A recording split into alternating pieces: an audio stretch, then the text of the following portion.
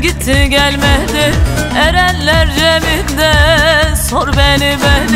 Sinemde çağlayan kızılgan gibi, Ali gibi Lokman sar beni. Sinemde çağlayan kızılgan gibi, Ali gibi Lokman sar beni.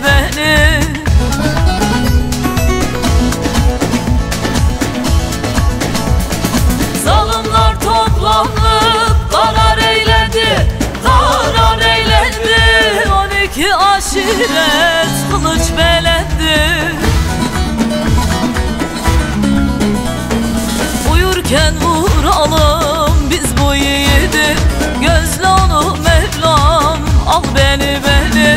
Uyurken vuralım biz bu yiğidi, gözle onu Mevlam al beni.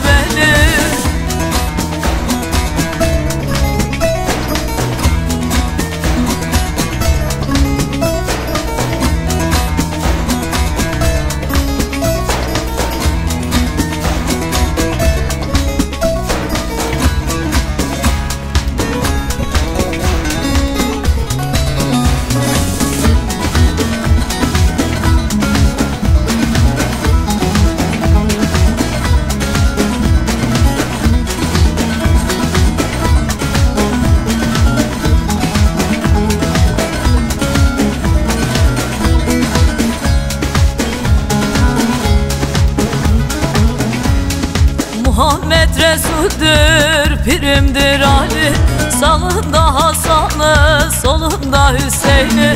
Sema tutup cemden biz bulduk demi, üçler beşler ile say beni.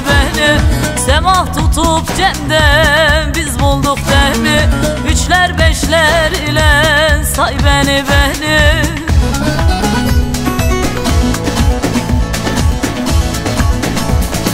Engin eyledim bu sevda deli, vurdukça mızrağı teller inledi.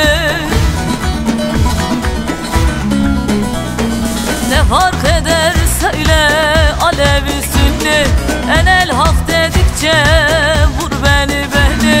Ne fark eder söyle Alevi Sünni, enel hak dedikçe vur beni.